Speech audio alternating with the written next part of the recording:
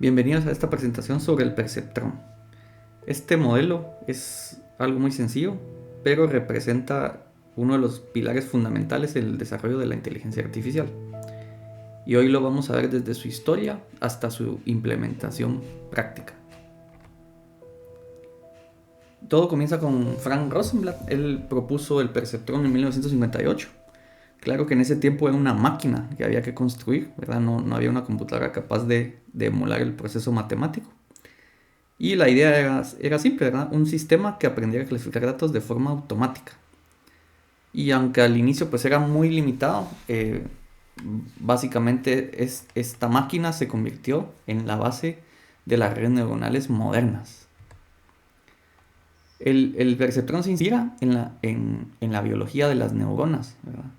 Entonces, como pueden ver aquí, hay dendritas, está el cuerpo de la célula que se llama soma, el axón y las terminales del axón, que es donde ocurre la sinapsis. Entonces, la idea es emular este comportamiento que es biológico, emularlo de forma matemática. En un perceptrón, igual, ¿verdad? Hay señales que se reciben, se multiplican por unos pesos. Estas señales se representan con X, se multiplican por unos pesos W, se suman y esa suma se pasa por una función de activación. En el caso del perceptrón, normalmente se usa la función de Heaviside, que la vamos a ver más adelante. Si quisiéramos hacer una comparación un poco más estricta, por ejemplo, hablaríamos primero de la fuente de entrada. En el caso de la neurona biológica, son los neurotransmisores de otras neuronas. Recordemos que están conectadas todas las neuronas. Y en cambio, en la neurona artificial son datos, ¿verdad? Estos datos normalmente pueden ser números que representan algo, por ejemplo, píxeles, cualquier tipo de valor real.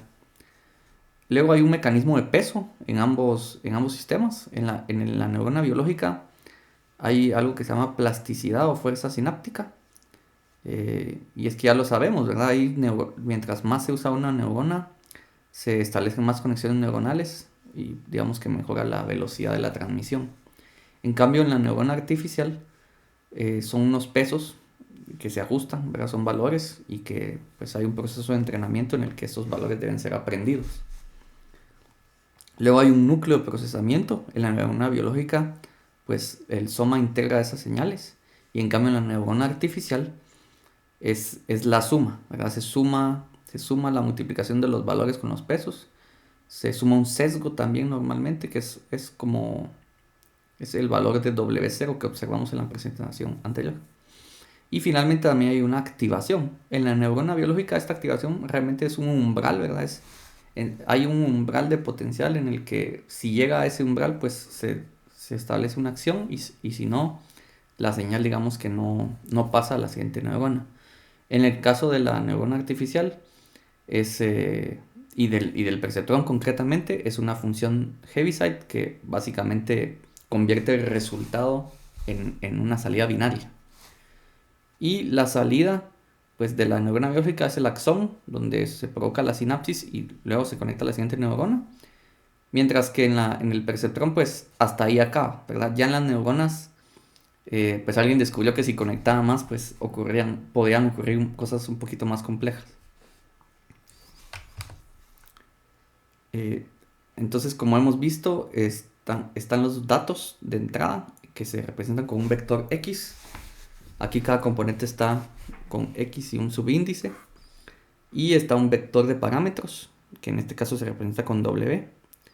Todos esos se multiplican, es una suma producto, se suma el sesgo, que es W0, y se pasa por una función de activación Heaviside, lo que provoca que el resultado sea 0 o 1.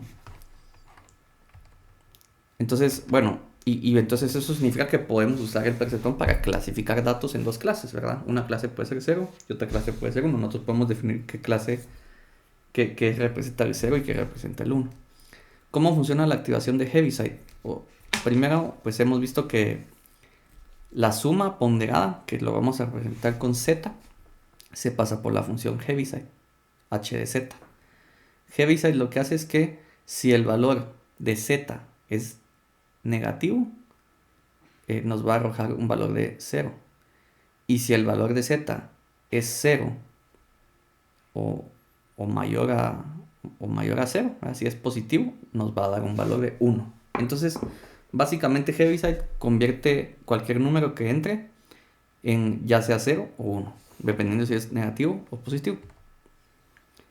Ahora la gran pregunta, ¿cómo aprende el perceptrón? Pues básicamente es un algoritmo, ¿verdad? Primero pues se implementa el perceptrón, ¿verdad? Pero el perceptrón es un paso del algoritmo. Entonces aquí en notación matemática, el algoritmo del perceptrón requiere primero el conjunto de entrenamiento, ¿verdad? El conjunto de datos de entrenamiento que está representado por un vector de características X, que a su vez pues va emparejado con una etiqueta o un target. Entonces cada ejemplo es este X, XY y Y, son cada uno de los ejemplos. Y tenemos ejemplos desde el 1 hasta el N, ¿verdad? Y después tenemos una cantidad de épocas, ¿verdad? O epochs, como se les dice, por las cuales vamos a estar pasando varias veces sobre los ejemplos una y otra vez hasta que encontremos los mejores parámetros.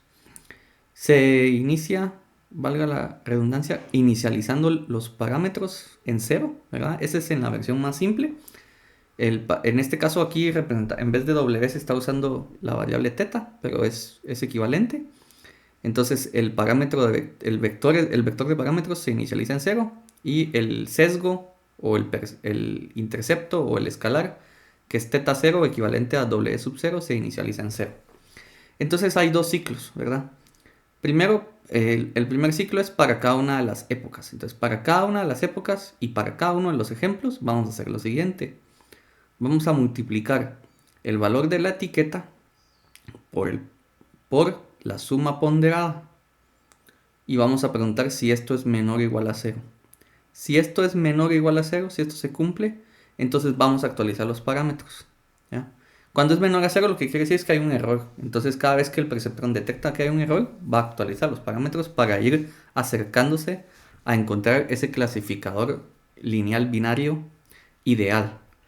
Entonces, en el caso del parámetro, del vector de parámetros, le vamos a sumar la multiplicación del valor con la etiqueta. Y en el caso del sesgo, solo le vamos a sumar el valor de la etiqueta. Y así sucesivamente, ¿verdad? Esto en código, ¿cómo se ve?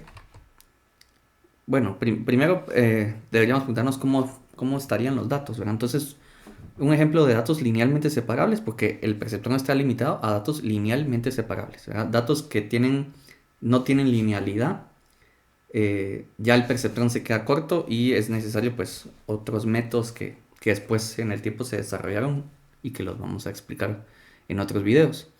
Entonces aquí estamos con este ejemplo, ¿verdad? Tenemos 4 ejemplos, digamos, en nuestro set de entrenamiento.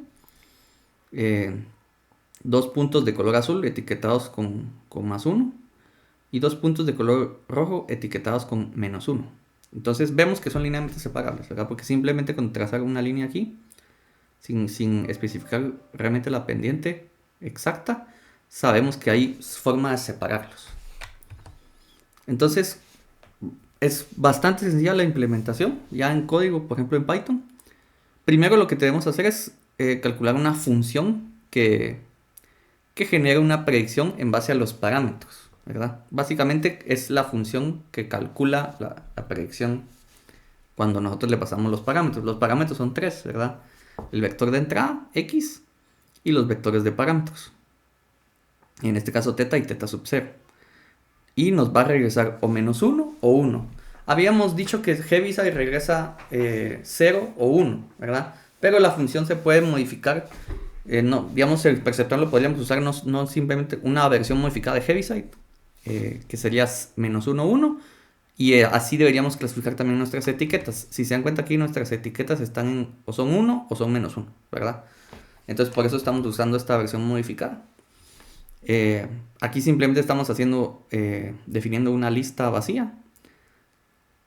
Este es el cálculo de z, digamos, la suma ponderada, podríamos decir, ¿verdad? Es el vector de parámetros, multiplicación matricial por el vector de entrada, de los datos de entrada, multiplicación matricial por los parámetros. más el sesgo. Y luego, pues, en cada valor como esto es un vector, ¿verdad? Es un vector. En cada valor de ese vector vamos a calcular la predicción. Entonces, la predicción va a ser igual a 1 si el resultado del valor es positivo y si no va a ser negativo. Entonces aquí ya estamos aplicando Heaviside, ¿verdad? Y vamos a devolver la lista ya con las predicciones realizadas. A continuación, pues ya vamos a definir el algoritmo de perceptrón. Igualmente tiene tres parámetros, ¿verdad? La matriz de entrada o el vector de parámetros, el vector de etiquetas y el número de épocas de entrenamiento, que es T. Y en este caso, a aplicar este algoritmo, lo que va a dar como resultado es una tupla, una pareja, ¿verdad? Con dos valores. El primero va a ser el vector de pesos o de parámetros y el segundo va a ser el sesgo que se aprendió en el proceso.